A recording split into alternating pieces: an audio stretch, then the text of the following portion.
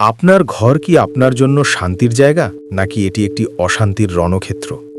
আপনি কি লক্ষ্য করেছেন অনেক সময় বাইরের মানুষের চেয়ে নিজের আপনজনরাই আপনাকে বেশি কষ্ট দেয়? চাণক্য বলেছিলেন, একটি শুকনো গাছ যেমন পুরো বনের আগুন ধরিয়ে দিতে পারে, তেমনি পরিবারের একজন কুসন্তান বা একজন কলহকারী মানুষ পুরো বংশের সম্মান ধুলোয় মিশিয়ে দিতে পারে।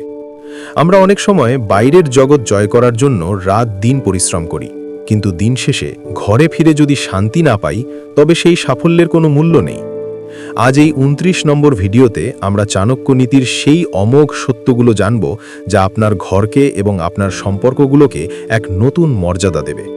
এই ভিডিওতে আপনার জীবনের সবথেকে গুরুত্বপূর্ণ পারিবারিক শিক্ষা হতে পারে। মনোযোগ দিয়ে শুনুন। চাণক্যের প্রথম শিক্ষা হল, নিজের ঘরের গোপন কথা এবং নিজের স্ত্রীর বা স্বামীর দুর্বলতা কখনো বাইরের লোকের কাছে প্রকাশ করবেন না। চাণক্য বলেছিলেন, গৃহিণী সচিবাহ সখী মিথা, অর্থাৎ জীবনসঙ্গী হল আপনার সবথেকে বড় পরামর্শদাতা এবং বন্ধু। কিন্তু যখন আপনি ঘরের অশান্তি বা দুর্বলতা বাইরের মানুষের কাছে গল্প করেন, তখন আপনি নিজে থেকেই সেই মানুষকে সুযোগ করে দেন আপনার ঘরে ফাটল ধরানোর জন্য। বাইরের মানুষ আপনার দুঃখ শুনে হয়তো সহানুভূতি দেখাবে, কিন্তু আড়ালে তারা আপনাকে নিয়ে উপহাস করবে। নিজের ঘরের দেয়ালের খবর দেয়ালের ভেতরেই রাখুন। মনে রাখবেন, সম্পর্কের গোপনীয়তাই হল সম্পর্কের সবথেকে বড় সুরক্ষা। দ্বিতীয় শিক্ষাটি হল, সন্তানকে সঠিক সময়ে শাসন করা এবং সঠিক সময়ে বন্ধু বানানো। চাণক্য একটি চমৎকার সময়সীমা দিয়েছিলেন। তিনি বলেছিলেন, লালয়েত পঞ্চবর্ষানি 10 বর্ষানি তাড়ায়েত, প্রাপ্তে তু ষোড়শে বর্ষে পুত্রাং মিত্রাবাদাচারেত, অর্থাৎ 5 বছর বয়স পর্যন্ত সন্তানকে কেবল ভালোবাসা দিন। পরবর্তী 10 বছর তাকে কড়া শাসনে রাখুন, যেন সে ভুল পথে না যায়।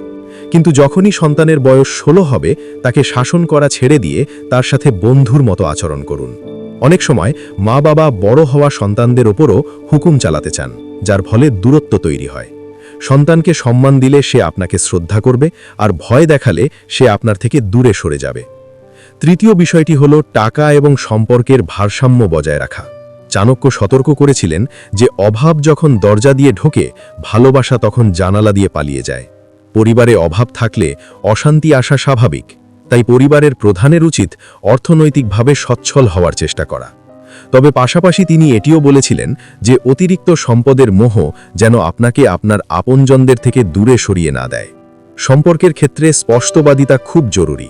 যদি কোনো ভুল বোঝাবুঝি হয়, তবে তা নিজেদের মধ্যে কথা বলে মিটিয়ে ফেলুন। তৃতীয় কোনো ব্যক্তিকে আপনাদের সম্পর্কের বিচারক বানাবেন না।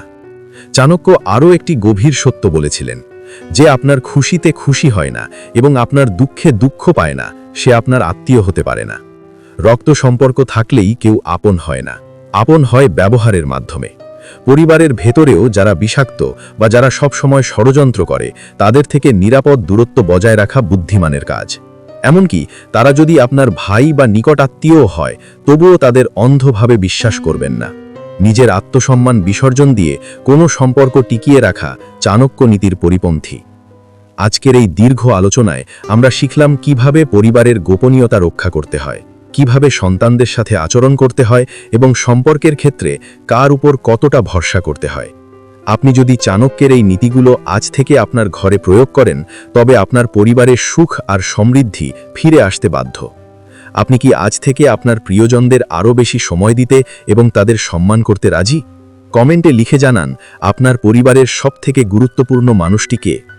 আপনার একটি মন্তব্য আমাদের পরবর্তী 30 নম্বর বিশেষ ভিডিও তৈরির অনুপ্রেরণা যোগাবে। স্টুডিও সাঙ্কার সবসময় আপনার জীবনের প্রতিটি অধ্যায়ে আলোর দিশারি হয়ে থাকতে চায়। আজ এখানেই শেষ করছি। দেখা হবে পরবর্তী ঐতিহাসিক 30 নম্বর ভিডিওতে। নিজের আপনজনদের আগলে রাখুন, ভালো থাকুন, সুস্থ থাকুন।